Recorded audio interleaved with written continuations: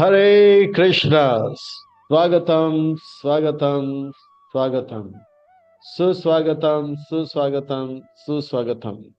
अंतर्राष्ट्रीय कृष्ण भावना भावी संघ इस्कॉन की ओर से प्रस्तापित भगवद वाणी श्रीमद् भगवद गीता 18 अध्याय 18 सत्र 18 दिन के यह अनुष्ठान के दूसरे दिन के इस दूसरे अध्याय के दूसरे सत्र के अनुष्ठान में आए आप सब भक्तों का, धर्म प्रेमियों का, कथा प्रेमियों का, सत्संग प्रेमियों का, अतिथियों का, विशेष अतिथियों का, आजीवन सदस्यों का, श्रोताओं का, सोशल मीडिया के माध्यम से सुनने वाले श्रोताओं का भी और भविष्य में रिकॉर्डिंग के माध्यम से सुनने वाले श्रोताओं का भी हृदय के गहराई से प्रेम पूर्वक हार्दिक स्वागत करते हैं। आप सब श्री श्री राधा गिरिधारी जी के शुभकामनाएं स्वीकार करें। श्रील प्रभुपाद जी की कृपा प्राप्त करें।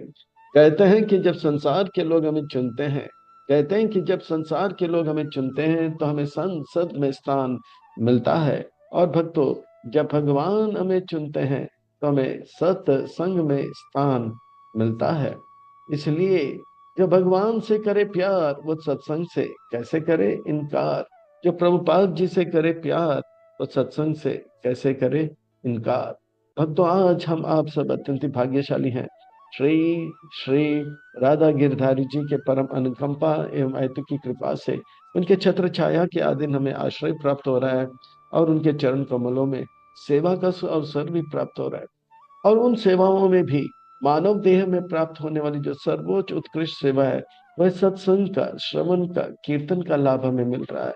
इसलिए हम उन भगवान श्री श्री राधा गिरिधारी जी, ललिता विशाखा, जगन्नाथ बलदेव सुभद्रा जी, उनके उनके परिकर सहित के चरणों पर, पद्मों पर नतमस्तक होकर कोटि कोटि वंदन प्रणाम अर्पण करते हुए हमारी संस्था के संस्थापक आचार्य कृष्ण कृपा श्री मूर्ति अभय चरणारविंद भक्ति वेदांत स्वामी श्री प्रभुपाद जी के चरणारविंद में कोटि कोटि वंदन प्रणाम अर्पण करते हुए गुरुदेव जो कि दयामय है, कृपामय है, करुणामय है, प्रातस्मरणीय वंदनीय पूजनीय, उनके चरणारविंद में कोटि कोटि वंदन प्रणाम अर्पण करते हुए आज के सत्र की ओर अग्रसर होते हैं, कथा को आरंभ करते हैं, प्रसंग को प्रारंभ करते हैं। इससे पहले यहाँ उपस्थित आप सब वैष्णव एवं वैष्णवी भगवत चरण अनुरागी मां अनुभवी भक्त वृंदों के चरणों में प्रणाम अर्पण करते हुए आप सबसे करबट निवेदन करते हैं कि दास के ऊपर ऐसी कृपा बनाए रखें कि सेवा के माध्यम से हम आपको, गुरुदेव को, प्रभुपाद जी को प्रसन्न कर पाए। इन्हीं शब्दों के साथ आज के सत्र की ओर अग्रसर होते हैं। आज की इस कथा को आरंभ करते हैं, प्रसंग को प्रारंभ करते हैं। श्रीमद् भगवद गीता बड़ा पावन है, पवित्र है, मंगल है, शुभ है, दिव्य है, आध्यात्मिकता से लबालब भरा हुआ है, भक्ति से रचा पचा हुआ है। हम भक्तों के लिए हितकारक है, कल्याणकारक है, लाभदायक है, क्योंकि श्रीमद् भगवद गीता का अर्थ होता है सुंदर भगवान का गीत। श्रीमद् का अर्थ होता है सुंदर, भगवत का अर्थ होता है भगवान, गीत का अर्थ होता है गाना। मैं तो कहता हूँ ये सुंदर प्रेम का गीत है। भगवान का हृदय के अंदर हम जीव के प्रति जो दया है, कृपा है, करुणा है, उसका वो जो है उनके हृदय से उबर उबर कर अर्जुन के माध्यम से हम सबके पास आ रहे हैं। मानो कि भगवान ये कर रहे हैं, मैं आप सबसे प्रेम करता हूं, आप भी मुझसे प्रेम कीजिए। आप मुझसे अलग रह के दुख क्लेश कष्ट का अनुभव क्यों करो, आ घर लौट आ जा। तो ये बहुत सुंदर जो है संदेश है और बड़ा सरल है। कल हमने भगवत गीता के पहले अध्याय में देखा कि किस प्रकार से भगवान के योजना से अलग होने के कारण वो बालक जो है विचलित था, या दुर्योधन विचलित था, धृतराष्ट्र विचलित था, और तो और अच्छे अर्जुन भी विचलित रहे। भगवान का योजना को समझने के लिए, भगवान की योजना से जैसे हमारा योजना अलग हो जाता है, हमारा जीवन ही बहुत ही दुखमय हो जाता है, क्लेश से भर जाता है, कष्ट से भर जाता है। तो यह भगवत गीता का दूसरा अध्याय में हम देखेंगे किस प्रकार से अर्जुन जो है गुरु धारण कर लेते हैं। आइए ये भगवत गीता के दूसरा अध्याय का प्रस्थान करते हैं। ये दूसरा अध्याय का शीर्षक है सांख्य योग। बड़ा रोचक है ये भगवत गीता का यह दूसरा अध्याय। तो और अच्छी तरह से समझने के लिए एक छोटा सा दृष्टांत देता हूँ। पिता जिस प्रकार से अपने संतान के लिए बहुत जो है अच्छे अच्छे योजना बनाते हैं, बच्चे उनके आंखों का तारा होता है, और वो ये उम्मीद करता है कि मेरे बच्चे मुझसे भी आगे आगे बढ़कर खूब सफलता को प्राप्त करें। इसी प्रकार से कृष्ण भी हमारे परम पिता हैं, और वो चाहते हैं हम सब जो है पार अनंत सुख का अनुभव करें। इतना सुख जो वो सुख अनुभव कर रहे हैं, जो सुख के स्रोत कृष्ण भगवान है, उससे भी ज्यादा सुख वो चाहते हैं कि हम सब अनुभव करें। पर शर्त यह है कि हम उनके जो है योग्य पुत्र बने, अयोग्य पुत्र ना बने, आज्ञाकारी पुत्र बने। तो यही बात भगवान कह रहे हैं, आप सब मुझसे अलग रह के कष्ट दुख का अनुभव कर रहे हैं। जब हम अयोग्य बन जाते हैं तो हमारे जीवन में अपार अनंत दुख आता है। थोड़ा सा आज्ञा पालन कर लेते हैं तो थोड़ा सा सुख, पर हम पूरी तरह से भगवान की बातों को मान लेते हैं तो अपार अनंत सुख देते हैं। जैसे पिताजी जो होते हैं, वो पुत्र जो बहुत आज्ञाकारी होते हैं तो उनको बहुत सारे जो है इनाम देते हैं, तोहफा देते हैं, खुशियां भी देते हैं। अगर कोई उनका आज्ञा नहीं पालन करते हैं तो उनको उतना सुविधा नहीं देते हैं। तो ये भगवत गीता का दूसरा अध्याय को और अच्छी तरह से समझने के लिए और आत्मसंग्रह करने के लिए हम इसे भाग 1, 2, 3, 4 और 5 में विभाजित करेंगे। भाग 1 में हम देखेंगे अर्जुन विचलित है, पर एक अच्छा चीज हो जाता है कि अर्जुन गुरु धारण कर लेते हैं, और वो जो है गुरु के धारण करने के बाद जो है कृष्ण उनको उपदेश देते हैं।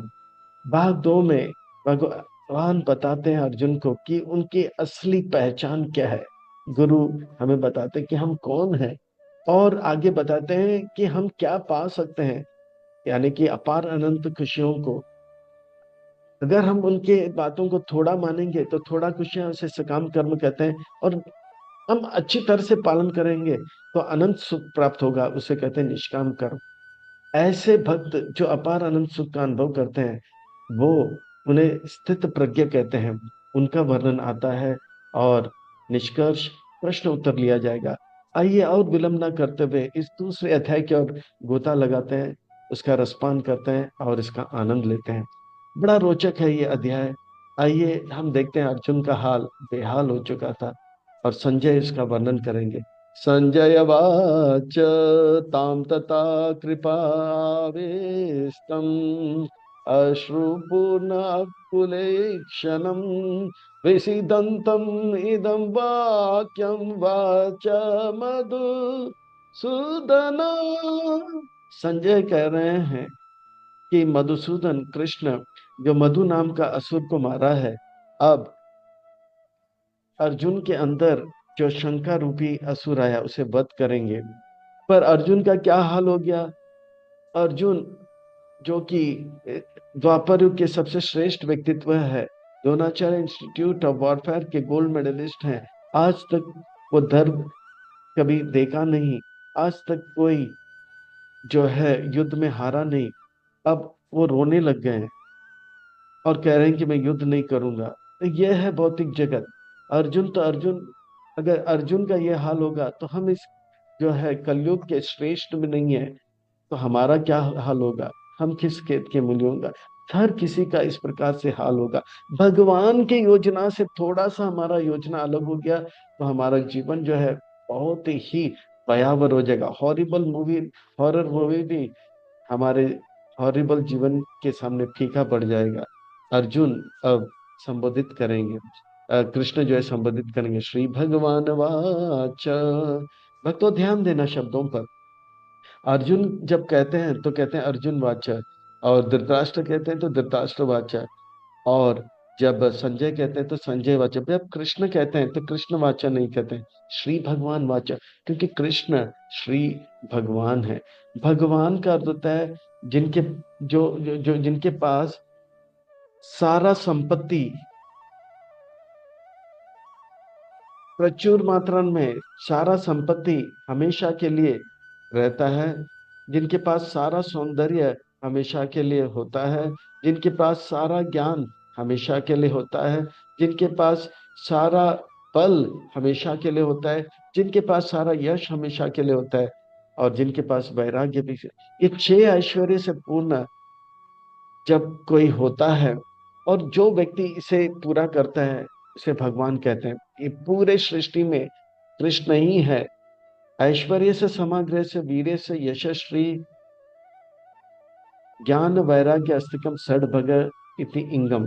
तो ये छह के छह लक्षण केवल कृष्ण में पाया जाता है। इसलिए व्यास मुनि उन्हें कृष्ण नहीं भगवान करके बड़े आदर के साथ कहते हैं।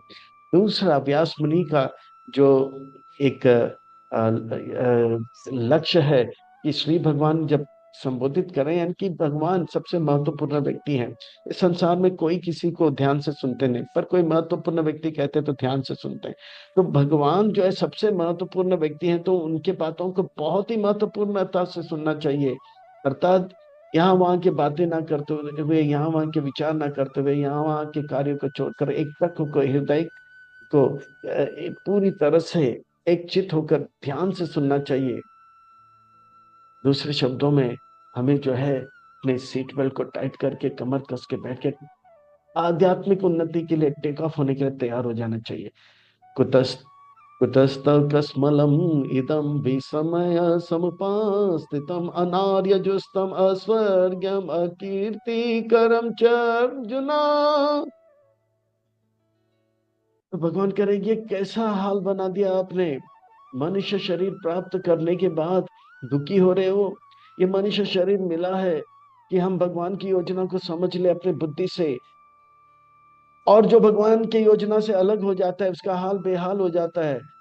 जो वैकुंठ का सुख है वो वो भी प्राप्त नहीं होगा। आर्य वो होते हैं जो भगवान की आज्ञाओं को पालन करते हैं। जो भगवान की योजना से अलग हो जाते हैं वो वैकुंठ का सुख भी प्राप्त नहीं करेगा, यानी कि अनार्य।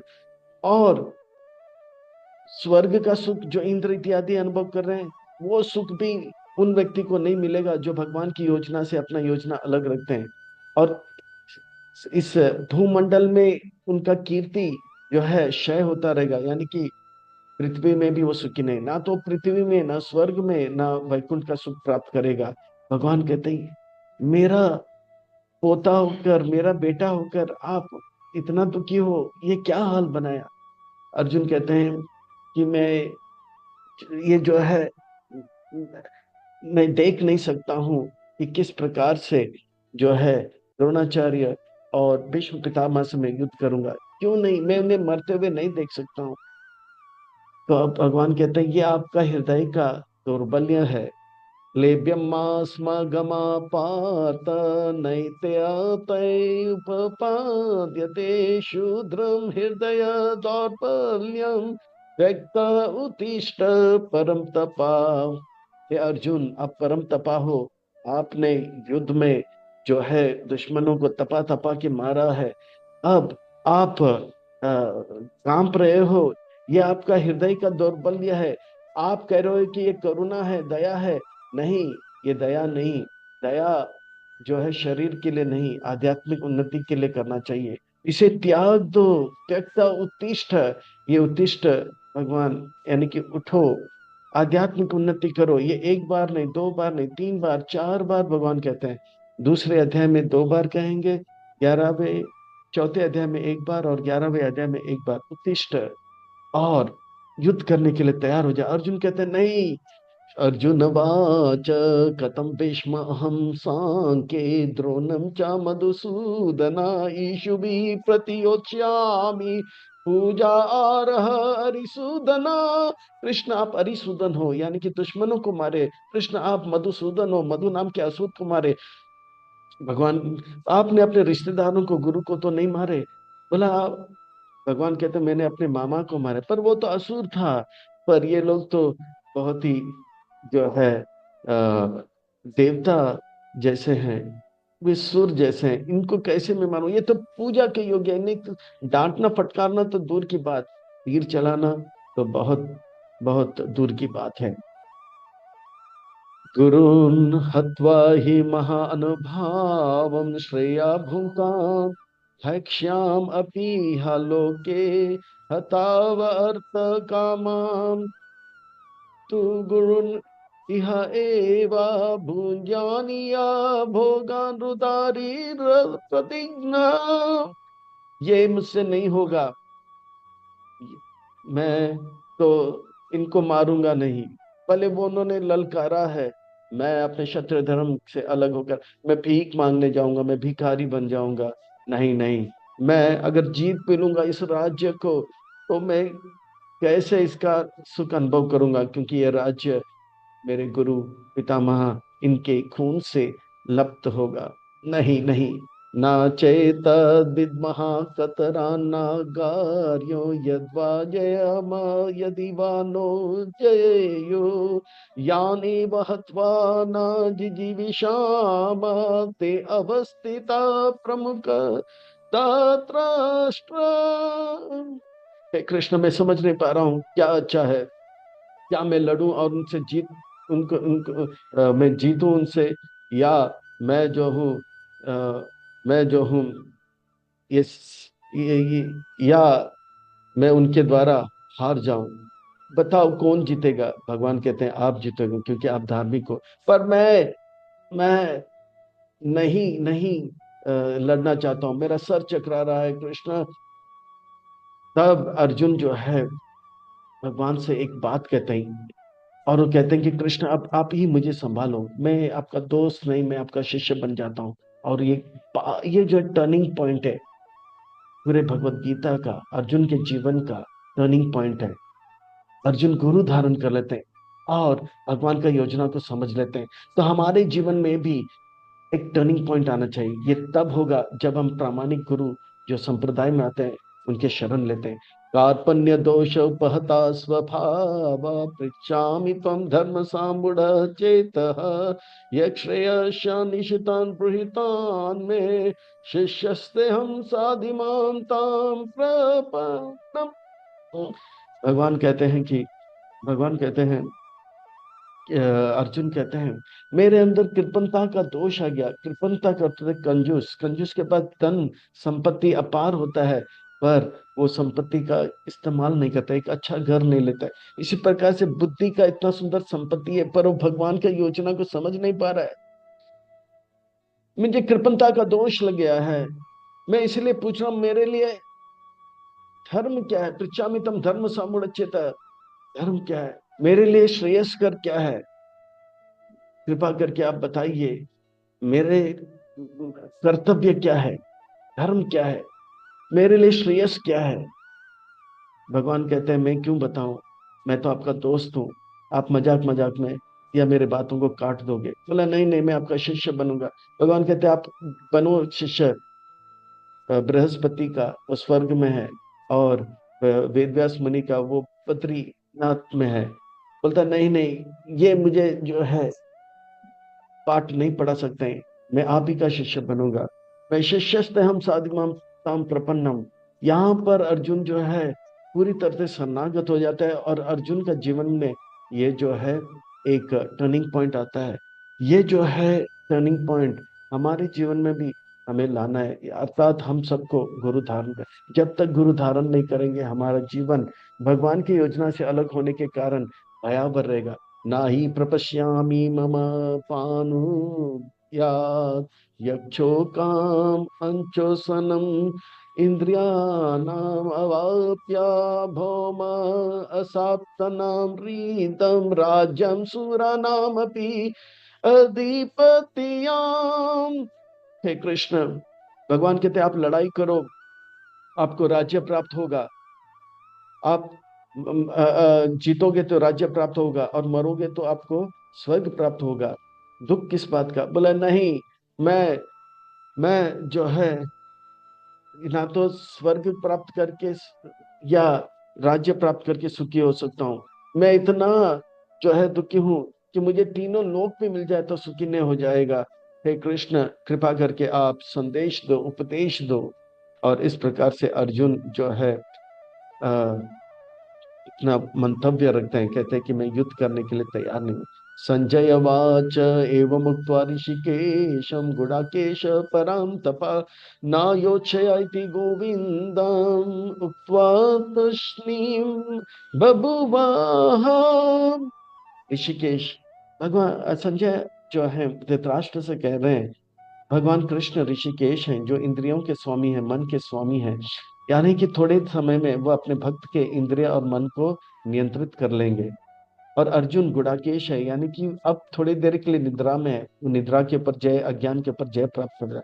और अर्जुन परम तपा, अर्थात वो दुश्मनों को तपा तपा के मारेंगे। वही अर्जुन अब कह रहे हैं कि मैं युद्ध नहीं करूंगा।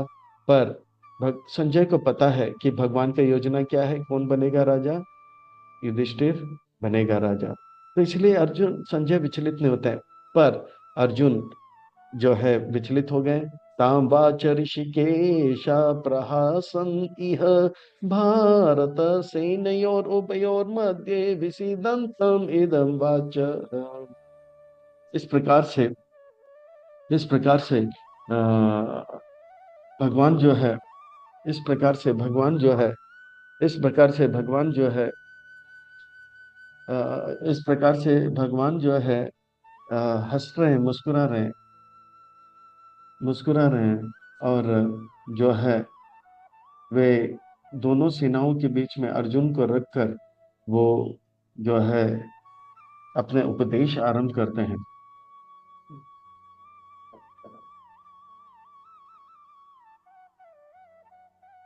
सेनयोर उभयोर मध्य रथम स्थापित में, दोनों सेनाओं के बीच में वो मुस्कुरा रहे हैं।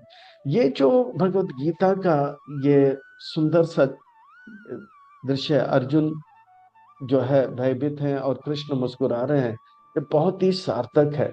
जो ज्ञानी होते हैं वो हमेशा मुस्कुराते हैं, जो अज्ञानी होते हैं वो रोते हैं। ज्ञानी होते हैं वो जानते हैं सब कुछ भगवान के नियंत्रण में है, और भगवान जो भी करते हैं हमारे अच्छे के लिए करते हैं। वो अज्ञानी व्यक्ति जो है भगवान की योजना को नहीं समझने के कारण वे बहुत रोते हैं। तो अर्जुन रो रहे हैं क्योंकि अज्ञानी है। तो भगवान जो है उन्हें ज्ञान देंगे, अर्जुन भी थोड़ी देर में मुस्कुराने लग जाएंगे। सबसे पहला संदेश जो है, उपदेश जो है, भगवान बताएंगे कि आप कौन हो, आप मेरे पुत्र हो। और जैसे एक व्यक्ति पागल सा रहता है, उनको पता नहीं उनके पिताजी इतना अमीर है, वो रास्ते में भीख मांगता है, तो उनको उनको अगर थोड़ा सा इलाज कर दे और बोलेंगे कि आप भीख क्यों मांग रहे हो, कि पिताजी इतने अमीर है, तो वो ठीक हो जाएगा, तो अपने पिताजी के पास वापस आता है और संपत्ति का। इसी प्रकार से अर्जुन को भी भगवान कह रहे हैं कि आप मेरे पुत्र हो, मैं अपार संपत्ति का, रूप का, विषयों का मालिक हूँ, आप मुझसे अलग क्यों हो। तो पहला बात बताते कि हम कौन है, हमारा असली पहचान क्या है। तो भगवान कहते हैं ऐसा कोई समय नहीं था। भगवान कहते हैं कि ये भीष्म पितामह, भीष्म पितामह द्रोणाचार्य, आप, हम सब हमेशा से थे, है और रहेंगे। श्री भगवान वाच, फिर से श्री भगवान वाच, यानी कि सुंदर महत्वपूर्ण व्यक्ति कुछ सुंदर महत्वपूर्ण बात बताया, अर्थात हम सबको कमर कस के बैठना चाहिए, एकटक होकर सुनना चाहिए, और आध्यात्मिक उन्नति के लिए टेक ऑफ हो जाने के लिए तैयार होना चाहिए। असोचन वसोच स्तम प्रज्ञावाद सभाससे गतासु न गतासु च नानुशोचन्ति पंडित। आप पंडित जैसे बातें कर रहे हो, पर एक पंडित जो होता है वो मरे हुए व्यक्ति या जिंदा व्यक्ति के लिए चिंता नहीं करते, क्योंकि उनको पता है हम जो है शरीर नहीं, आत्मा है। ना तो एव हम जातु नाशम ना तम नेमे जना दीपा न चैव न भविष्यामा सर्वमतः परम। भगवान कहते हैं ऐसा कोई समय नहीं था कि मैं भगवान नहीं था, या वर्तमान में मैं भगवान नहीं हूँ, या भविष्य में भगवान नहीं होगा। मैं हमेशा से भगवान था, हूँ और रहूंगा। इसी प्रकार से आप हमेशा से, और ये राजा हमेशा से जीवात्मा थे, है और रहेंगे। ऐसा कोई समय नहीं था कि हमारा अस्तित्व नहीं रहा।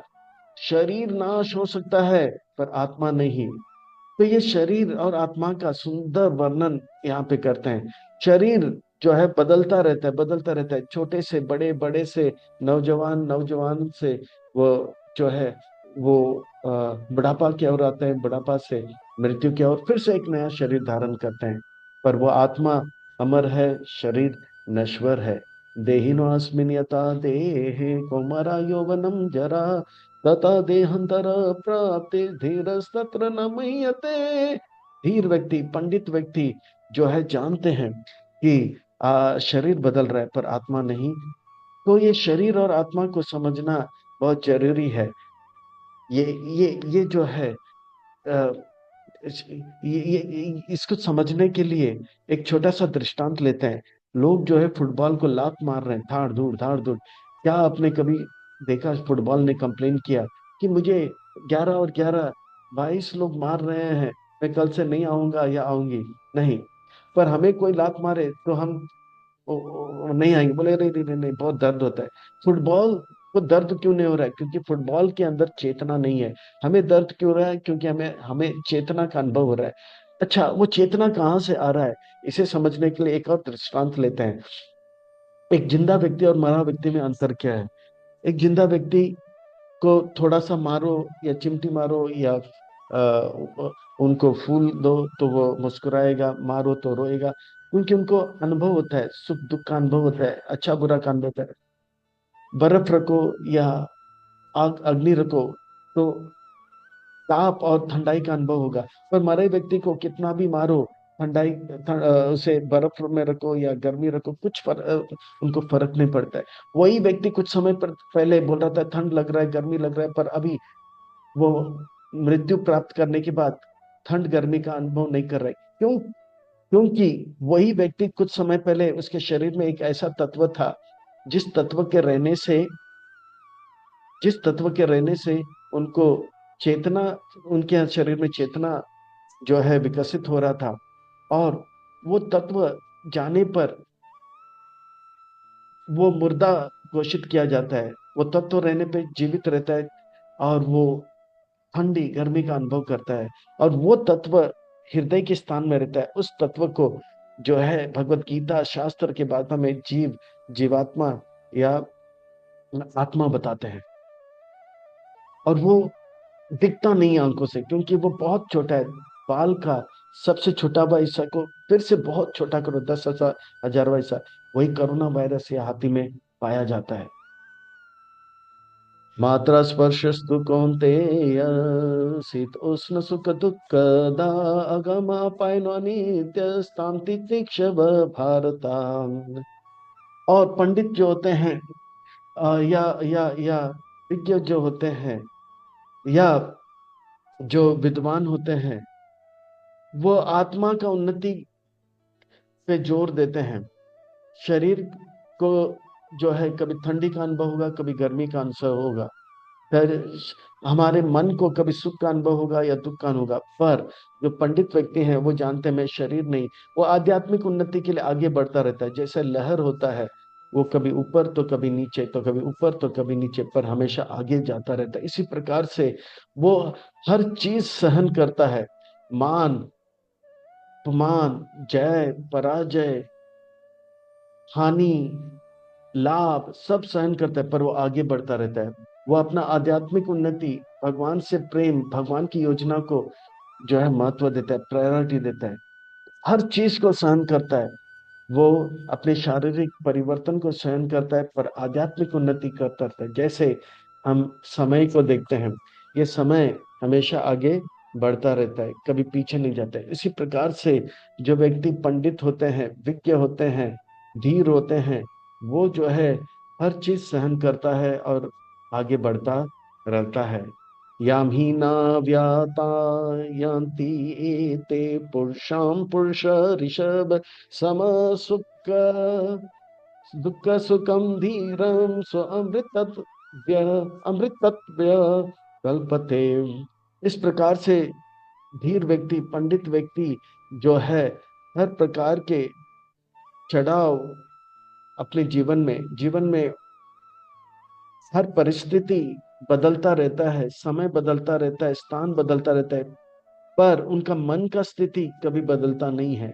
वो हमेशा भगवान से प्रेम करता रहेगा, उसकी योजना को समझता रहेगा। तो ऐसा व्यक्ति जो है जीते जी परम सुख को अनुभव करेगा, अमृत तत्व को अनुभव करेगा। याम ही ना व्याति यान्ति एते पुरुषम पुरुष ऋषभ सम दुख सुखम धीरम स्व अमृतव्य कल्पते। तो भगवान बता रहे हैं कि आप उस प्रकार का सुख अनुभव करो, क्योंकि आप मेरे पुत्र हो। आप मेरे पुत्र हो। The voice is clear?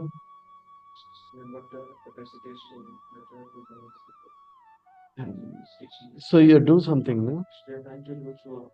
नास्तो विद्यते भावो न भावो विद्यते सतः उभयोरपि दृष्ट्वान्त ते अन्यो तत्वदर्शी भी। तो तत्वदर्शी होते हैं वो जो है हमेशा सत्य को, भगवान की योजना के ऊपर जोर देते हैं। वो जानते हैं ये शरीर जो है नश्वर है और आत्मा जो है शाश्वत है, और वो इसे अच्छी भली भांति जानता है। और आत्मा के बारे में वो जानता है, अविनाशी तु तद विद्धि एनाम एना सर्वमिदं ततं विनाशम अव्ययस्य न कश्चित कर्तुम अर्हति। वो जानता है कि आत्मा जो है हृदय के स्थान में रहता है और पूरा चेतना जो है पूरे शरीर में फैलाता है। जैसे कि एक बल्ब कमरे के एक कोने में रहता है और रोशनी पूरा स्थान में रहता है, फैल जाता है। तो इसी प्रकार से वो आत्मा दिखता नहीं, पर शरीर में चेतना दिखाई पड़ता है। उससे पता लगता है कि शरीर के अंदर आत्मा है, व्यक्ति जीवित है। अंतवत् इमे देहा नित्यस उक्तः शरीरिणा अनासिनो अपरमस्य तस्माद्युतस्व भारता।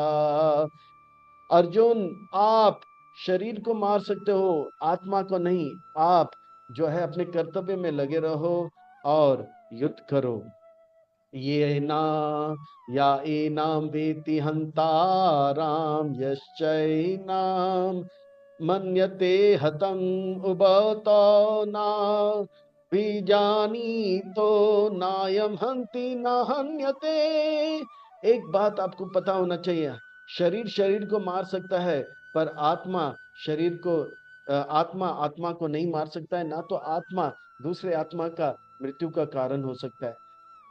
और जीवन लेने का अधिकार उनको है जो जीवन देता है, या जो जो जीवन देता है, भगवान शरीर देता है, उनको अधिकार है शरीर लेने का।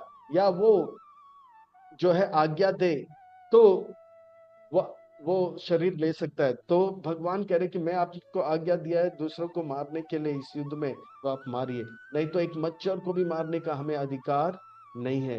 न जायते म्रियते वा कदाचिन्नायं भूत्वा भविता न वा न भूय अजो नित्य शाश्वतयं पुराणो न हन्यते अन्यमाने शरीरे। ये आत्मा का कभी जन्म नहीं है, कभी मरण नहीं है। और ऐसा ना तो भूतकाल में हुआ ना भविष्य में होगा। आत्मा हमेशा से था, है और रहेगा। ये आत्मा अजन्म है, वो हमेशा से था, शाश्वत है, वो सबसे पुरातन है, बहुत लंबा समय से रहा। ना वो आत्मा किसी दूसरे आत्मा को मार सकता है, ना आत्मा दूसरे आत्मा का मरने का कारण हो सकता है। शरीर शरीर को मार सकता है, पर आत्मा आत्मा को नहीं, या आत्मा दूसरे आत्मा को मारने का कारण नहीं। वेदा अविनाशी नाम नित्यम या एनाम अजम अव्ययम कतम सा पुरुषा पार्थ काम गता यति हांति कम। तो अगर आपको लगता है कि आपने भीष्म पितामह को मारा, या कोई कहेगा कि अर्जुन ने भीष्म पितामह को मारा, वो व्यक्ति मूर्ख है, और मूर्ख व्यक्तियों के बातों को क्यों सुन रहे हो? भगवान जो है इतने बुद्धिमान है, इनकी बातों को मानो। अर्जुन, जिस प्रकार से व्यक्ति पुराना कपड़े को, फटा हुआ कपड़े को फेंकता और नया कपड़ा धारण करता है, इसी प्रकार से जब शरीर पुराना हो जाता है तो आत्मा नया शरीर धारण करता है। अब भीष्म पितामह का शरीर 4 5 6 यानी कि 456 साल का हो गया, उसे वैसे भी छूटने वाला है। आप जो है उनको नया शरीर दे दो। वासांसि जीर्णानि यथा विहाय नवानि गृह्णाति नरो परानि तथा शरीरानि विहाय जीर्णानि अन्यानि संयाति नवानि दे। जिस प्रकार से व्यक्ति पुराना शरीर को छोड़ कपड़े फेंक कर नया लेते हैं, इसी प्रकार से व्यक्ति आत्मा जो है नया शरीर लेता है। आत्मा वही रहता है, शरीर बदलता रहता है।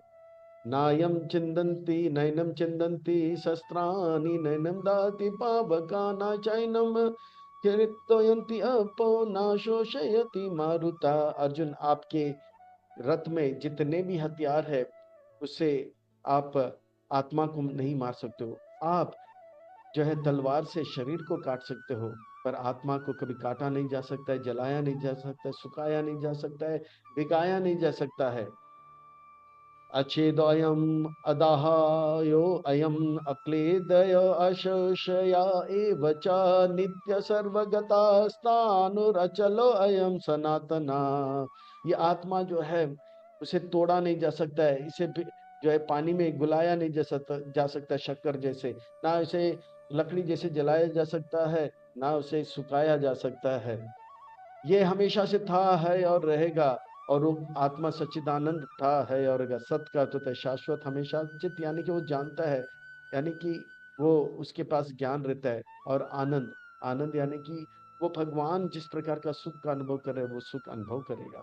अव अव्यक्तो अयम अचिंतो अयम अविकारो अयम उच्यते तस्मादेवं विदित्वायं नानु सोचते अर्हसि।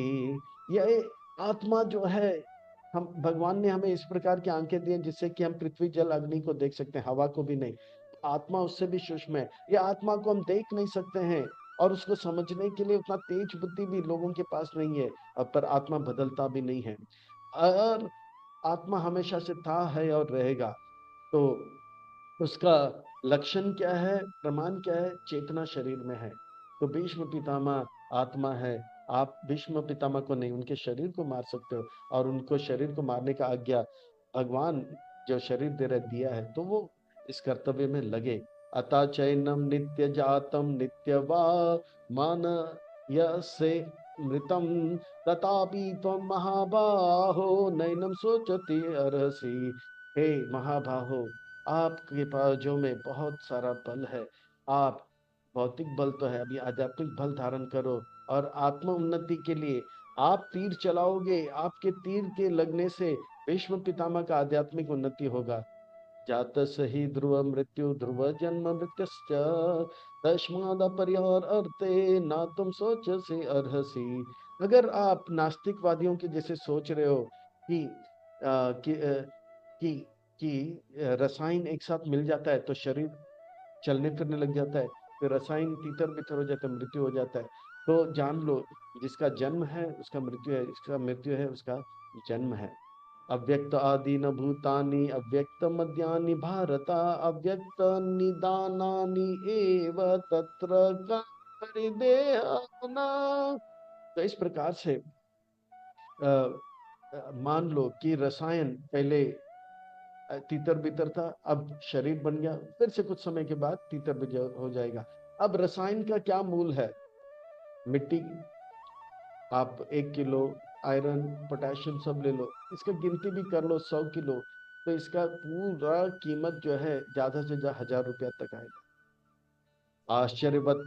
तो 1000 रुपया नुकसान हो रहा है, इसके लिए कोई रोएगा नहीं।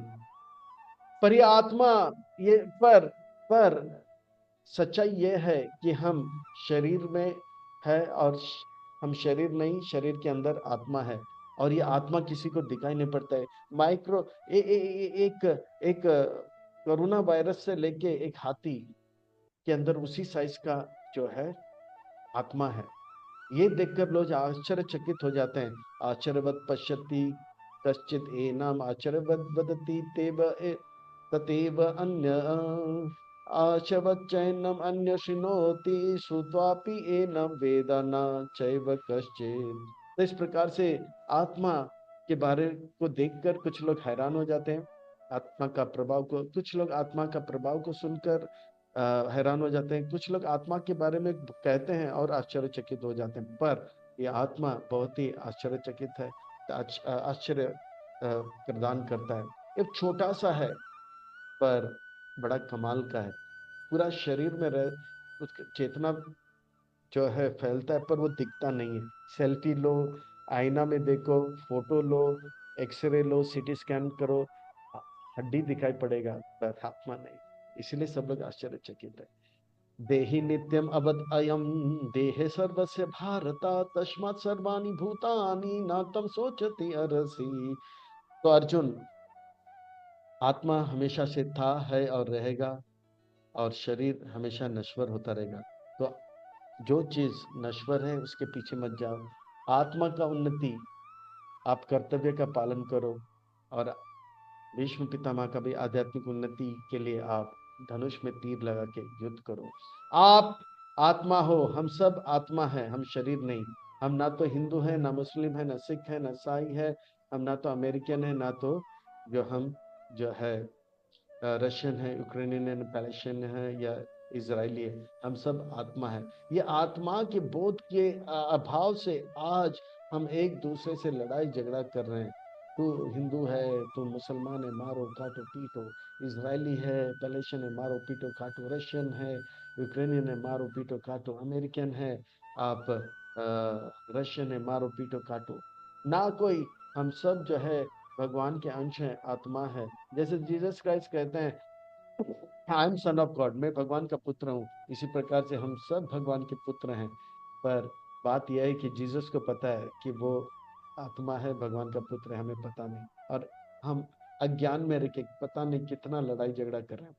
तो भगवान कह रहे हैं, आप अगर मेरे बातों को मानोगे, स्वधर्म पीछ वक्ष्य नाविका विकम्पी तुम अरसी धर्म युद्ध युद्रक्षया अन्य क्षत्रिय न विद्यते।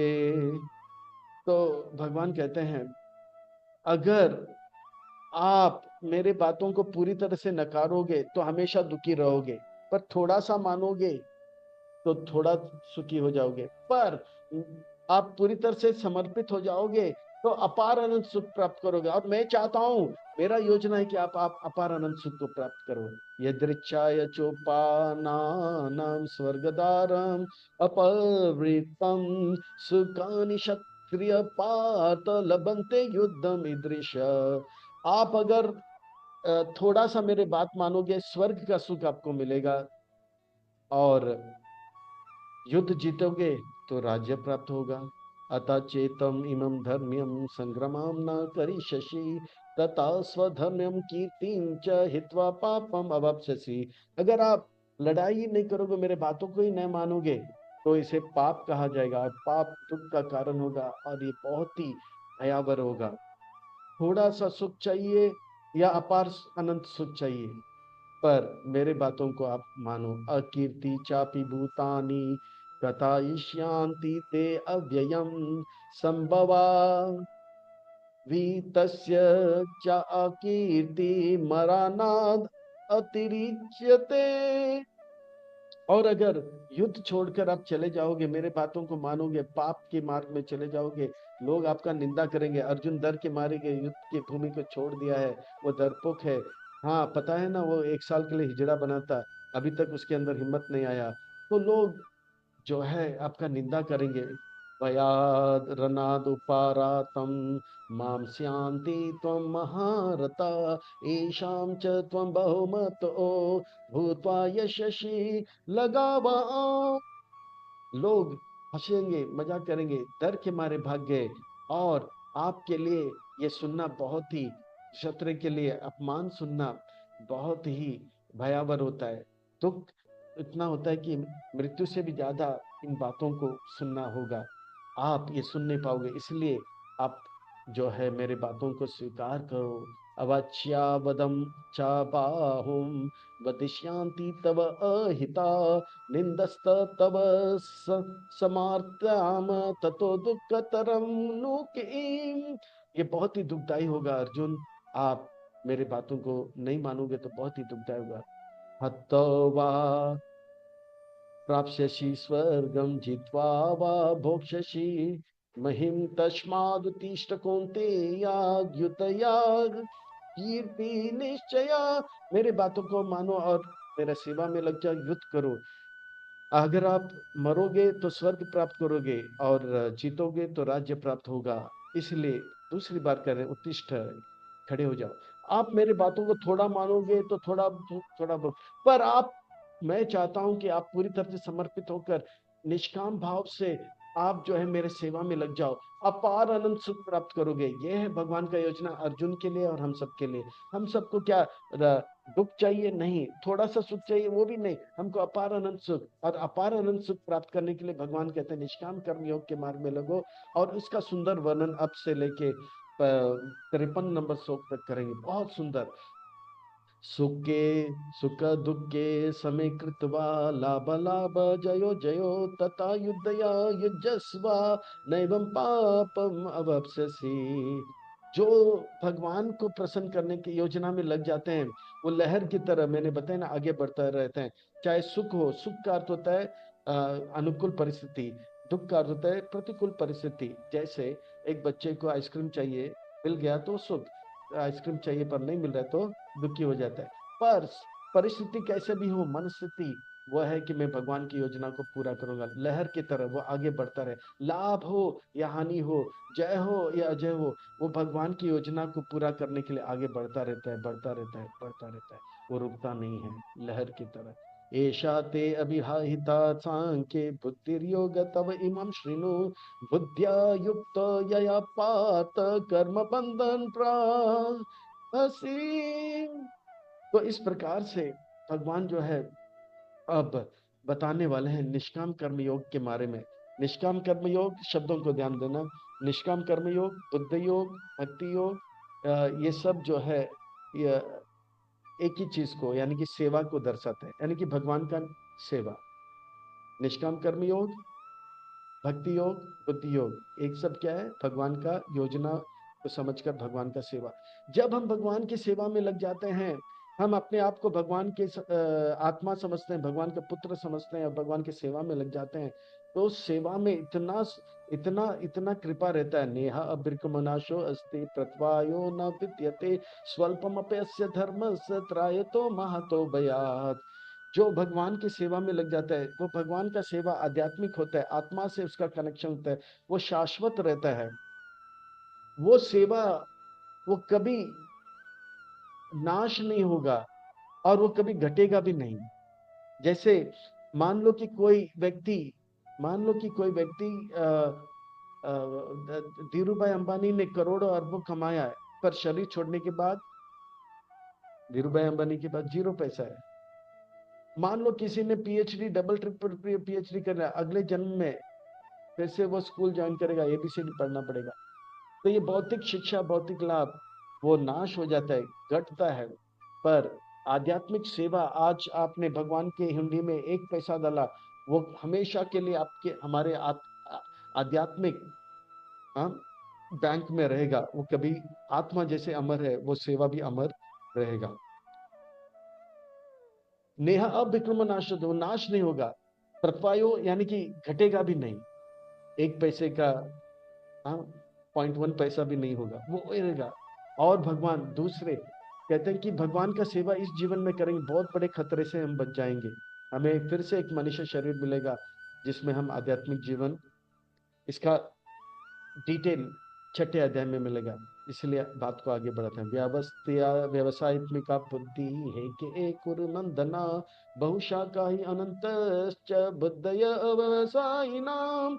इसलिए जो बुद्धिमान व्यक्ति होते हैं वो आध्यात्मिक उन्नति के लिए हमेशा आगे सोचते रहते हैं।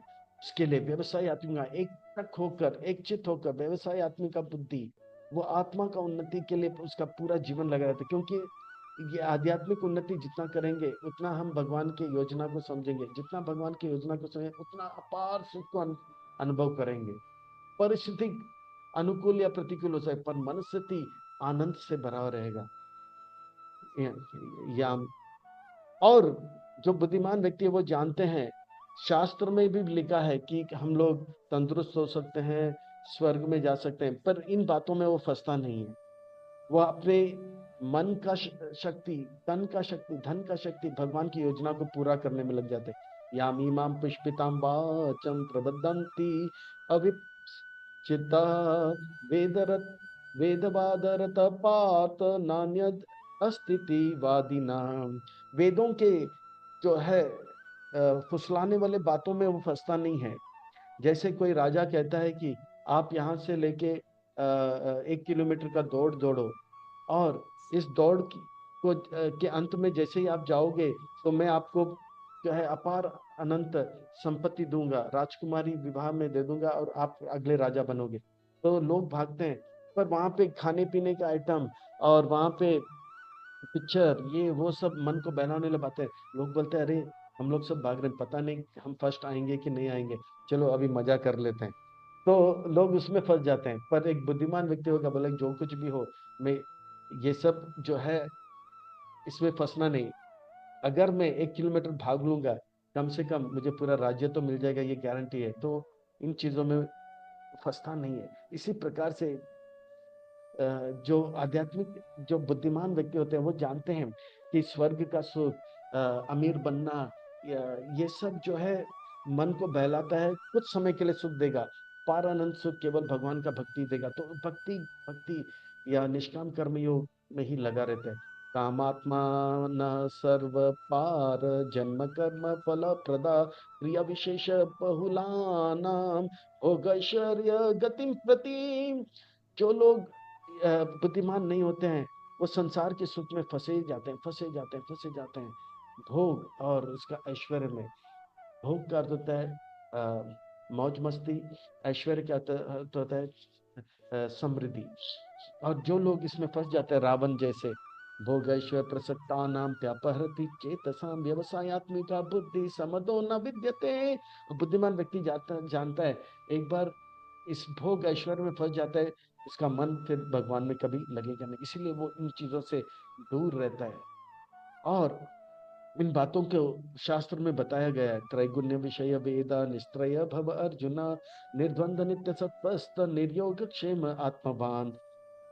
पर आप जो है आत्मवान बनो, और बलवान ज्ञानवान वो अपने आप बन जाओगे। जिस प्रकार से अगर कोई, जैसे वो दौड़ में अगर कोई मान लो कि, वो दौड़ लग रहा है, 1 किलोमीटर पार कर लेता है तो उनको राज्य मिलेगा। तो अपने आप उनको फिल्म देखने का भी मौका मिलेगा, सुंदर स्त्रियों के साथ भी घूमने फिरने का मौका मिलेगा। आध्यात्मिक सुख इतना होता है कि, आध्यात्मिक सुख कितना होता है कि स्वर्ग का जो सुख है उसके अंदर आ जाता है। जैसे एक छोटा सा उदाहरण देता हूँ। 1000 रुपया के नोट में 5,000, 500 भी आ जाता है, 200 भी आ जाता है, 100 भी आ जाता है, 50 भी आ जाता है, 20 भी आ जाता है, 10 भी आ जाता है। इसी प्रकार से बुद्धिमान व्यक्ति जानता है आध्यात्मिक सुख में सारा भौतिक सुख और उससे ज्यादा सुख मिलता है। इसलिए छोटे मोटे जो है भौतिक कार्य में वो फंसता नहीं, भगवान की योजना को पूरा करने में लग जाता है। और वो जानता है उसका जीवन का, उनको भगवान को प्रसन्न करने का अधिकार है। जैसे बेटे को पिता का सेवा करने का अधिकार है। कर्मान एव अधिकारस्ते, माँ फलेषु कदाचन, माँ कर्म फल हेतु, माँ ते संग कर्म नानी। भगवान कहते हैं कि आप मेरा सेवा करो, मेरा सेवा करो, फल का चिंता मत करो। ये सेवा करने का हमें अधिकार है। और फल का चिंता मत करो, क्योंकि भगवान कहते हैं मैं लक्ष्मीपति हूँ। हम जो है एक करोड़पति का सेवा करेंगे, लाख रुपया हमें मिलेगा। अरबोपति का सेवा करेंगे तो 10 लाख मिलेगा। और लक्ष्मीपति का सेवा करेंगे तो अपार फल मिलेगा। इसीलिए भगवान कहते हैं आप मत सोचो मैंने भगवान का सेवा किया तो मैंने वन रूम किचन में। ना, भगवान बोले अरे मैं वन रूम किचन क्या, मैंने स्विट्जरलैंड नहीं, स्वर्ग में नहीं, ब्रह्मलोक में नहीं, गोलोक वृंदावन में आपके लिए एक बंगला बनाने वाला था। आपने फल का चिंता, इसीलिए फल का चिंता मत करो, क्योंकि वो लक्ष्मीपति हैं, है ना। इतना फल देंगे, इतना फल देंगे। हम क्या है, सच्चिदानंद है, भगवान सच्चिदानंद विग्रह है। हम अनु है, भगवान विभु है। हमारे विचार भी छोटे छोटे होते हैं। भगवान जब सोचेंगे हमारे बारे में अपार सोचेंगे। इसीलिए भक्त जो है भगवान का सेवा करते हैं, बोलते हैं कि भगवान देंगे तो देंगे, क्या कैसे देंगे, चप्पड़ फाड़ के देंगे। इसलिए वो सोचते नहीं है, कर्म पे लगा रहता है। तो कर्म का फल के बारे में मत सोचो। तो लोग बोलेंगे अरे फिर कर्म क्यों करूं। नहीं, बोलते नहीं, कर्म करते रहो, कर्म किए बगैर कोई रह नहीं सकता है। और इस प्रकार से मैं कर्म करता हूँ, इस इस प्रकार का भाव भी मत रखो, क्योंकि हाथ चलाने का शक्ति भगवान के द्वारा मिलता है। अगर भगवान ने आज्ञा नहीं दिया, आंख पलकने का, हाथ उठाने का भी शक्ति हमारे पास नहीं रहेगा। तो कर्म करते जाओ और सेवा करते जाओ और मेवा खाते जाओ। योगस्त कुरु कर्माणि संगम त्यक्ता धनंजया, सिद्धि असिद्धि समा भूत्वा समत्वम योग उच्यते। इस प्रकार से वो केवल भगवान की प्रसन्न करने में लग जाता है, और वो ये नहीं सोचता है कि इससे वो ये सोचता है, वो सोचता है सेवा पे ध्यान रहता है, सेवा के परिणाम पे नहीं। ये मैं करूंगा तो जीत होगा हार होगा, नहीं, सेवा करते जाओ, सेवा करते रहो। और भगवान को सेवा को छोड़कर और कोई भी कार्य है उसे वो दूर रखता है। दूरे नहीं आवरण कर्मा बुद्धि योग धनंजया, बुद्धो शरणम अनभिच्छ कृपया फल हेतवा। फल के बारे में जो सोचता है वो कृपण होता है, कंजूस होता है, और उनको ज्यादा लाभ नहीं मिलेगा। वो फल के बारे में सोचता नहीं है। भगवान अगर चाहता है कि रासलीला करो तो भक्त रासलीला करेगा। भगवान अगर कहते हैं कुरुक्षेत्र लड़ाई करो तो लड़ाई में लग जाता है। भगवान चाहते हैं कि हम ग्रंथ वितरण का लीला में लग जाए तो ग्रंथ वितरण का, प्रचार की लीला में तो प्रचार, मंदिर साफ करने का अगर योजना है तो भगवान के भक्त मंदिर साफ करने की योजना में लग जाता है। भगवान की सेवा को छोड़कर बाकी सेवा में उनका मन कभी लगता नहीं। बुद्धि युक्त जहाँ इह उबे सुकृत दुष्कृते, तस्माद् योग युजस्वा योग कर्मसु कौशलम। और वो अपार अनंत सुख प्राप्त करने के लिए बहुत ही एक्सपर्ट हो जाते हैं। गुरु की आज्ञा पालन करते हुए, गुरु की आज्ञा को पार करते करते हिप्पी हैप्पी हो गए, रूसी ऋषि हो गए, चीनी मुनि हो गए, जापनी चपा में लग गए। हाँ, कर्मजाम बुद्धिम युक्ता ही फलम त्यक्ता मनीषिणा, जन्म बंधन विनिर्मुक्त्वा पदम गच्छन्ति अनामयम। और इस प्रकार से वो जीते जी भगवान के धाम जाने से पहले भी वो जीते जी इस जगत में अनामयम, माया, सारे माया से दूर हो जाते हैं, दुख से दूर हो जाता है। यानी कि जीते जी अपार सुख को अनुभव करता है। परिस्थिति कुछ भी हो पर मन में वो संतुष्ट रहता है और परम सुख का अनुभव करता है कि भगवान के साथ उनका संबंध हो गया। यदा ते मोह कलिलानां बुद्धिर व्याति तरस्यति, तदा गंतस्य निर्वेदम श्रोतव्यस्य श्रुतस्य च। इस प्रकार से अर्जुन, बुद्धिमान व्यक्ति, अपने बुद्धि को भगवान की सेवा, भगवान की योजना को छोड़कर बाकी चीजों से हटा देता है। श्रुति विप्रति पानाते योदस्तास्यति निश्चल, समादो अचल बुद्धि तदा योगी अवप्स्यसि। और इस प्रकार से उसका मन धीर हो जाता है। वो परिस्थिति बदलने पे उनका मन स्थिति कभी बदलता नहीं है। वो लहर की तरह आगे बढ़ता रहता है, बढ़ता रहता है, और आनंद अम्बुधि वर्धन अपार, हर पल हर क्षण बढ़ता हुआ सुख का अनुभव करता है। हे कृष्ण, वो व्यक्ति इस प्रकार का सुख अनुभव कर रहा है, उनके कुछ लक्षण को बताओ, मैं भी उस प्रकार का भक्त बन सकता हूँ कुछ। अर्जुन, स्थित प्रज्ञ जो इस प्रकार के प्रज्ञा ज्ञान रखता है, स्थित प्रज्ञ प्रकृष्ट रूप में ज्ञान, ऐसे बुद्धिमान व्यक्ति के बारे में मुझे और बताओ। उसके लक्षण क्या होते हैं? हम उसके लक्षण क्या होते हैं, वो कैसे बोलते हैं, वो कैसे बैठते हैं और कैसे चलते हैं। तो ये बहुत सुंदर चार प्रश्न पूछते हैं। यही चार प्रश्न को हम थोड़ी देर में समेट लेते हैं। बहुत सुंदर भगवान अर्जुन को बता रहे हैं, आप शरीर नहीं हो, आत्मा हो। आप मेरे बातों को थोड़ा मानोगे तो थोड़ा सुख मिलेगा, और पूरी तरह से मानोगे तो अपार आनंद सुख मिलेगा। अर्थात अर्जुन बोलता है मैं अपार आनंद सुख प्राप्त करना चाहता हूँ। ये स्वाभाविक है। अर्जुन वाच स्थित प्रज्ञस्य का भाषा समाधि स्थास्य केशव, स्थित दी किम प्रभासेता किम असित व्रजेत किम। कैसे बैठता है, कैसे चलता है, कैसे बोलता है, और क्या लक्षण है। तो भगवान अर्जुन से के प्रश्न का उत्तर देते हैं। श्री भगवान वाच, फिर से व्यास मुनि श्री भगवान वाच, यानी कि सुंदर महत्वपूर्ण व्यक्ति सुंदर महत्वपूर्ण बात बताए, अर्थात हमारे लिए कुछ सुंदर महत्वपूर्ण बात, इसे सुनकर हमारा जीवन सुंदर और महत्वपूर्ण है। यानी कि एकटक होकर ध्यान से सुनना चाहिए। प्रजाहाति यदा कामान सर्वान् पार्थ मनोगतान्, आत्मानि एवात्मना तुष्टो स्थित प्रज्ञ तदुच्यते। जो स्थित प्रज्ञ होते हैं, जैसे मैंने बताया, उनका मन स्थिति ऐसा रहता है, मैं भगवान का योजना को पूरा करने के लिए तन मन लगा दूंगा, और उसमें वो सुख का अनुभव करते हैं। हाँ, प्रभुपाद जी वृद्ध थे शरीर से, पर मन का स्थिति ये था कि मैं अमेरिका जाके गुरु का आज्ञा पालन करके भगवान का योजना को पूरा करूंगा। वो लहर की तरफ आगे बढ़ता रहता है। परिस्थिति बदल सकता है तो मनस्थिति उनका कभी बदलता नहीं। दुखेषु अनुद्विग्न मन सुखे सुविगत स्पृहा वीतराग भय क्रोध स्थित मुनिरुच्यते। परिस्थिति अनुकूल हो या प्रतिकूल हो, वो जो है हमेशा आगे बढ़ता रहता है। वो डरता नहीं है। वो जानता है ज्यादा से ज्यादा मेरा शरीर नाश हो सकता है, पर मन से तो मेरा भगवान का सेवा चलता रहेगा। वो भगवान की सेवा में इतना आनंद पाता है। वो जानता है कि भगवान का कृपा उनके पर अपार है, और इसलिए वो जो है वो भक्त जो है, चाहे नरक में हो या स्वर्ग में हो, या चाहे बहुत बड़े परिस्थिति भयंकर वो जानता है राके कृष्ण मारे कृष्ण राके के। भगवान अगर चाहते हैं कि मैं जिंदा रहूं तो इस संसार का कोई ताकत नहीं मार सकते। अगर भगवान चाहते हैं कि मैं आज मरूं तो संसार का कोई ताकत नहीं जो मुझे जीते। तो भगवान जानते हैं मुझे इस परिस्थिति मेरे लिए कौन सा परिस्थिति अच्छा है, तो इसलिए वो भय से मुक्त रहता है और क्रोध से भी मुक्त रहता है। ऐसा व्यक्ति शांत रहता है और विश्व में शांति लाता है। भगवान भगवत गीता के माध्यम से बता रहे हैं कि भक्त बनोगे तो हम विश्व में खुद शांत रहेंगे, विश्व में शांति लाएंगे।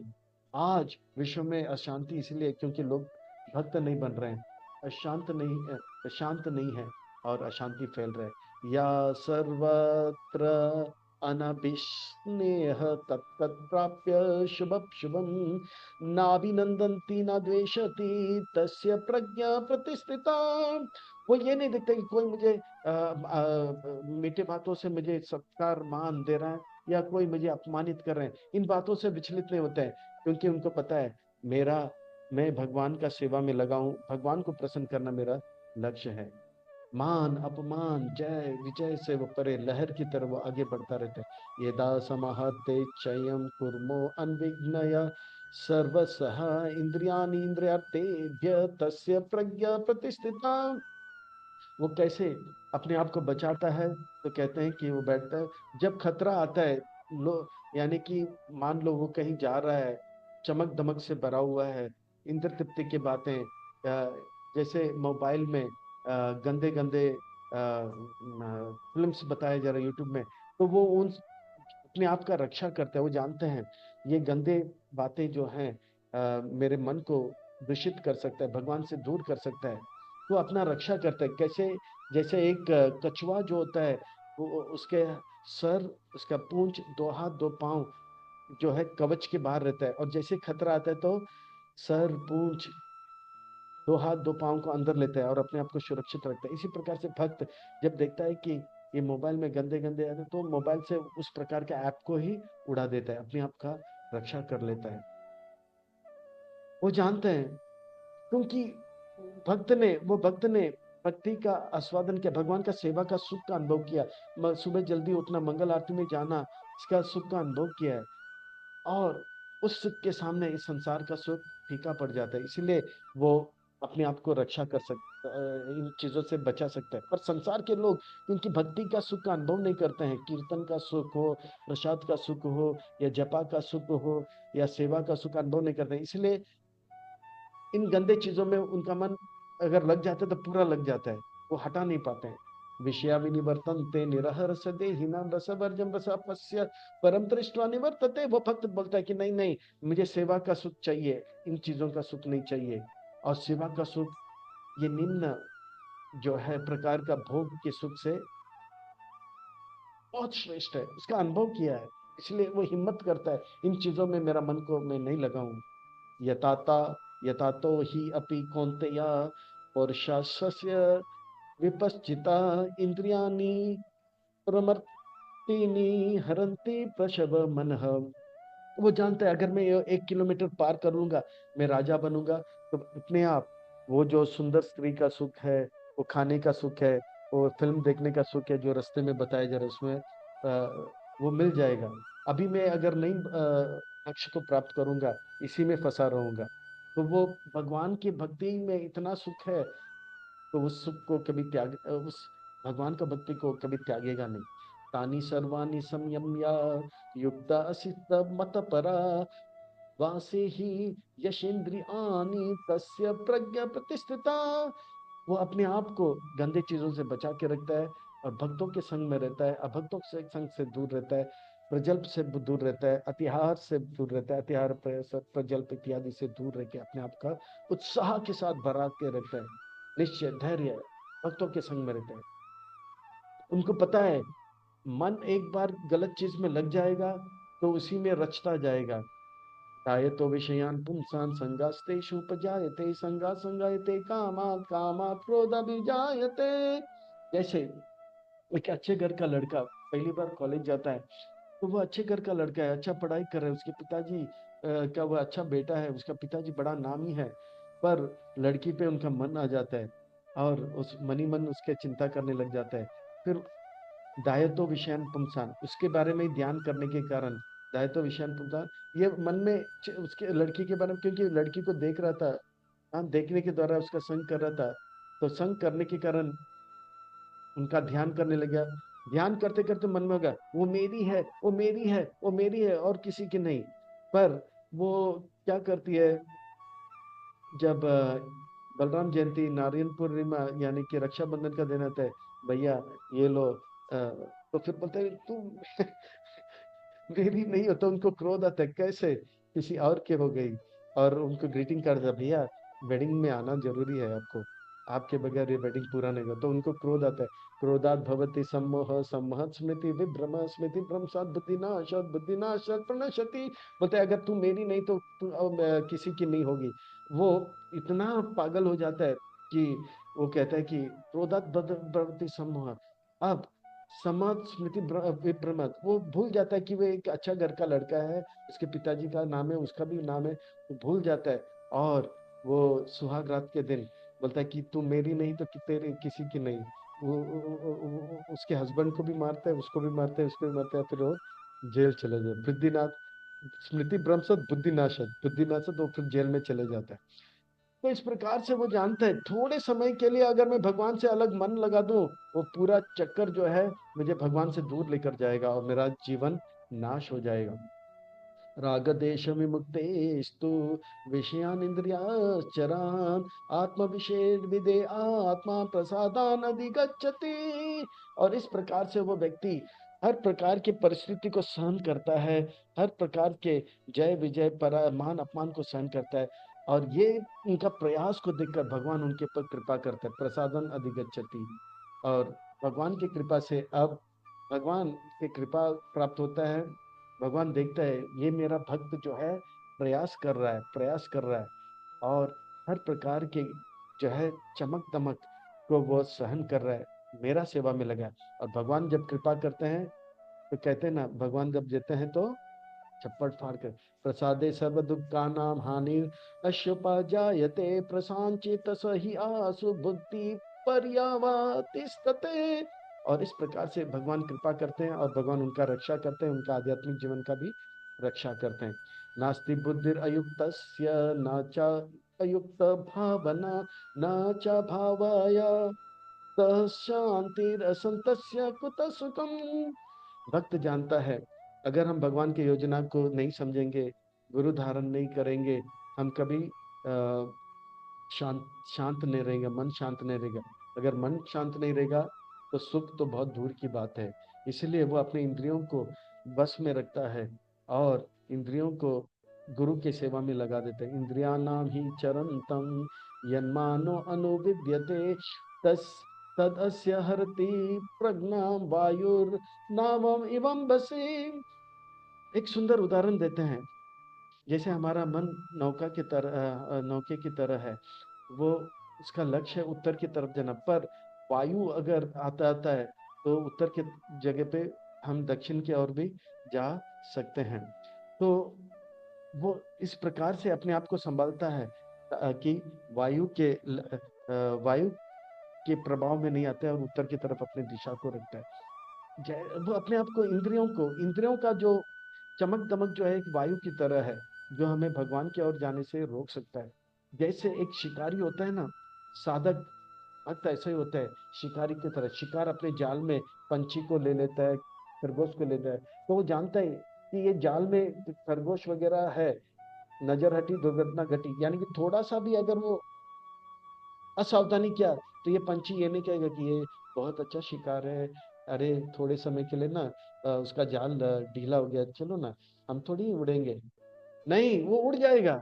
इसी प्रकार से साधक जो है साधना रूपी जाल में, मन जो कि चंचल है उसे वश में लाता है और जानता है थोड़ा भी साधना में कमी हो गया, फिर से मन जो है वो जिस प्रकार से वो पंछी और खरगोश इत्यादि जाल से भाग जाते हैं, साधन रूपी जाल से भाग जाते, इसलिए वो बहुत ही सतर्क रहता है। नजर हटी दुर्घटना घटी, वो सावधानी बरतता है। इसलिए तस्माद् यस्य महाबाहो निगृहीतानि सर्वशः इंद्रियाणि इंद्रियार्थेभ्य तस्य प्रज्ञा प्रतिष्ठिता। वो जो है अपने मन को, इंद्रियों को संसार के चीजों में नहीं लगाता है, पूरी तरह से भगवान के सेवा में लगाता है। संसार के लोगों का मन जिसमें लगता है चमक दमक में, उसमें भक्तों का मन नहीं लगता। भक्तों का मन भगवान भगवान की सेवा में लगता है, और संसार के लोग संसार की चमक दमक में। जिस चीज में संसार के लोगों का मन लगता है उसमें भगवान के भक्तों का मन नहीं लगता है, और जिस चीज में भगवान के भक्तों का मन लगता है उसमें संसार के लोग।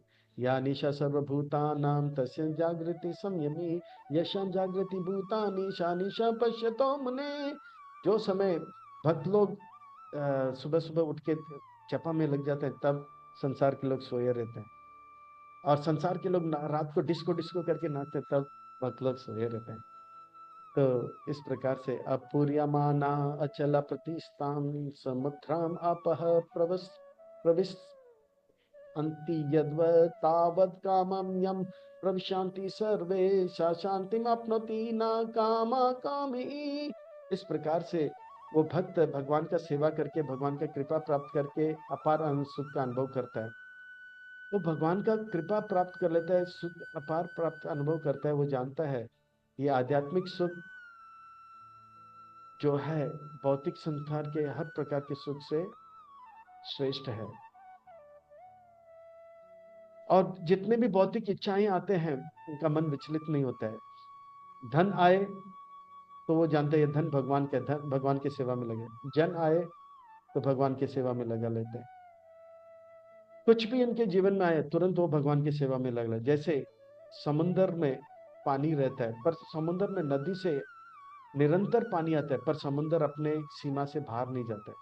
इसी प्रकार से पर एक मग में 300 ml पानी होता है, और थोड़ा पानी डाले 200 300 400 तो मग से बाहर निकल जाता है। पर भक्त का मन भगवान समुद्र जैसा होता है, चाहे कितना भी धन मिले जन मिले, वो सब भगवान का समझकर भगवान की सेवा में लग के वो विचलित नहीं होता है। भगवान का सेवा को कभी छोड़ता नहीं है। संसार के लोग धन मिला तो भगवान को भूल जाते हैं, ऐसा नहीं। इस प्रकार से विहाय कामाय सर्वान् पुमान् चरति निष्पृह निर्मम निरहंकार स शांति मधिगच्छति। वो जानता है सब कुछ भगवान का, मेरा कुछ भी नहीं, और मैं आज कुछ भी कर पा रहा हूँ भगवान की कृपा से कर पा रहा हूँ। वो कहता है करते हो तुम कन्हैया नाम मेरा हो रहा है। तो इस प्रकार से वो जानते हैं सब कुछ भगवान का है, तेरी है ना मेरी है, ये सब भगवान श्री कृष्ण हरि की है। निष्प्रिया, तो उनके अंदर कोई और इच्छा नहीं होता है, बस भगवान मेरे हैं, मैं भगवान का हूँ, और भगवान का सेवा में लगा रहता है। ऐसा भक्त पार अनंत शांति का अनुभव करता है। और ये जो है तब संभव होता है जब हम जानते हैं कि हम आत्मा है, और ये जानकारी तब होगा जब हम प्रामाणिक गुरु के आश्रय में आएंगे। तो प्रामाणिक गुरु बताएंगे कि हम आत्मा हैं, भगवान की योजना आपके लिए ये है, और इसमें जैसे ही लगेंगे तो परम सुख शांति को हम अनुभव करेंगे। ऐशा ब्रह्मी स्थित पात नाम प्राप्य विमोह्यत यति स्थितवास्यम अंत काले सा ब्रह्म निर्वण रिच्यते। और इस प्रकार से वो जीते जी इस शरीर में भौतिक जगत में अपार अनंत सुख का अनुभव करेगा, क्योंकि उन्होंने गुरु धारण किया। गुरु ने उनको बताया कि आप आत्मा हो, और आत्मा भगवान का अंश है। आपके पिताजी भगवान है जो अपार अनंत सुख के स्वामी हैं। उनके सेवा में लगेंगे तो हम सबको अपार अनंत सुख प्राप्त होगा। ऐसा भगवान की योजना को समझने के लिए हम सबको गुरु धारण करना होगा, और गुरु धारण करके भगवान की योजना को समझ के अपार आनंद सुख को प्राप्त करना, ये हम सबके लिए, सबके लिए, सबके लिए। तो ये भगवत गीता का संदेश हमें बताता है कि हम सब आत्मा हैं, और हम ना तो हिंदू है, ना मुस्लिम है, ना सिख है, ना ईसाई है। हम सब ना तो इजरायली है, ना पैलेस्टाइन है, ना रशियन है, ना देखने में, हम सब आत्मा है। तो ये शांति का संदेश यह भगवत गीता और अपार अनंत सुख का संदेश है भगवत गीता दे रहा है। तो हमें ये भगवत गीता को अपने जीवन में उतारना है। ये गीता का उपदेश उनको पता लगता है जो भगवान का भक्त बनेगा। भक्तो असी में सखा चेती। भक्त बनने के लिए भगवान का नाम लेना होगा। हरे कृष्ण कृष्ण कृष्ण हरे हरे, हरे राम राम राम हरे हरे। तो ये जपा कीजिए, भक्त बनिए, भक्तों के साथ अच्छा व्यवहार कीजिए। गीता का संदेश हमारे हृदय में प्रकट होता रहेगा। अच्छे भक्त बने और उनको भक्त बनाए, अपने जीवन को सार्थक करें। हरे कृष्णा। इन्हीं शब्दों के साथ वाणी को विराम। किसी का कोई प्रश्न है तो पूछ सकते हैं। ओके। तो दूसरा अध्याय में भगवान बताते हैं हम आत्मा हैं, और अगर हमें सीमित सुख चाहिए तो थोड़ा थोड़ा भगवान की बातों को स्वीकार करें। पर भगवान की योजना है हमें थोड़ा नहीं, कितना सुख मिलना चाहिए? अपार अनंत सुख। ओके। हरे कृष्णा। किसी का कोई प्रश्न है तो हाथ ऊपर कर सकते हैं, और हम प्रश्न, दो प्रश्न लेते हैं, ठीक है? अच्छा, अगर आपको ये भगवत गीता का दूसरा अध्याय समझ में आ रहा है तो चैट बॉक्स में वाई लिख सकते हैं, ठीक है? समीक्षा पूरी, आप का एक प्रश्न ले लेंगे, और इस्कॉन देहरादून से अनर्पित कृपा में प्रभु का भी प्रश्न लेते हैं, ठीक है? ये दो प्रश्न ले आज लेंगे।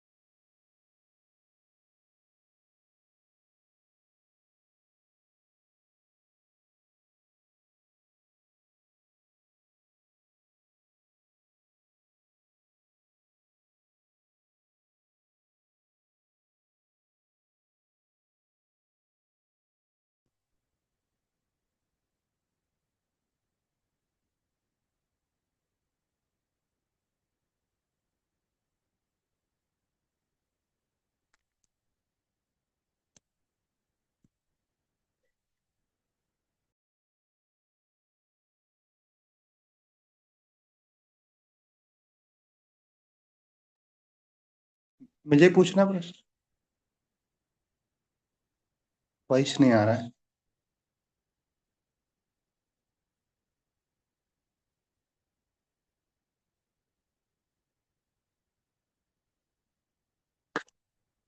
मुझे ही नहीं आ रहा है, सभी को वॉइस नहीं आ रहा है। Okay okay. अभी सुनाई पड़ रहा है? यस। या प्लीज, अनर्पित कृपा में प्रभु। Thank you so much Maharaj, so very nice lecture in 1 hour. Almost you have completed whole chapter. It's very typical for me. मेरा प्रश्न है, ये जो चैप्टर है पूरा आत्मा के ऊपर, और हम निरंतर इतने वर्षों से प्रयास कर रहे हैं, हम कैसे मतलब इस ज्ञान में स्थिर रह सके कि वी आर द सोल। क्योंकि हम जितना भी कॉन्शियसली प्रैक्टिस करने का प्रयास करते हैं वी आर द सोल, फिर भी स्लिप हो ही जाते हैं। तो कैसे इस चेतना में बने रहे कि हम आत्मा है और भगवान के अंश हैं। बहुत सुंदर प्रश्न, बहुत सुंदर, वेरी नाइस क्वेश्चन। अनर्पित कृपा में, thanks for asking the question. देखिए, एक होता है ज्ञान और एक होता है विज्ञान। जैसे ज्ञान ये होता है कि सिगरेट पीना स्वास्थ्य के लिए हानिकारक है, हमें पता है, फिर भी हम सिगरेट पी रहे हैं। तो इसी प्रकार से हमको पता है हम आत्मा है, हम शरीर नहीं है, फिर भी हम शरीर के स्तर पे कार्य करते हैं और आत्मा के स्तर पे कोई कार्य नहीं करते हैं। अच्छा, cigarette smoking is injurious to health, तो हम ऐसे संगति में रहें जिसमें कोई सिगरेट नहीं पी रहे हैं, धीरे से वो ज्ञान भी रहेगा कि cigarette smoking is injurious, at the same time cigarette को हम लोग अवॉइड भी करेंगे। इसी प्रकार से संग में रहेंगे ऐसे लोगों का जो जानते हैं कि मैं आत्मा हूं, यानी कि भक्तों के संग में रहेंगे जो भक्ति के कार्य में लगेंगे, तो धीरे धीरे हमें बोध होगा कि मैं शरीर नहीं आत्मा हूं। मुझे सुबह जल्दी उठना होगा। जैसे शरीर के लिए आहार क्या होता है, चपाती, दाल, सब्जी, इसी प्रकार से आत्मा के लिए आहार मंगल आरती है, भक्तों का संग है, हरे कृष्ण महामंत्र है। तो भक्तों के संग में जितने हम ज्यादा रहेंगे और भगवान का कृपा होगा, तो ये ज्ञान जो है हमारे अंदर हो जाएगा। तो आपका नाम अनर्पित कृपामय है, ठीक है ना? One second.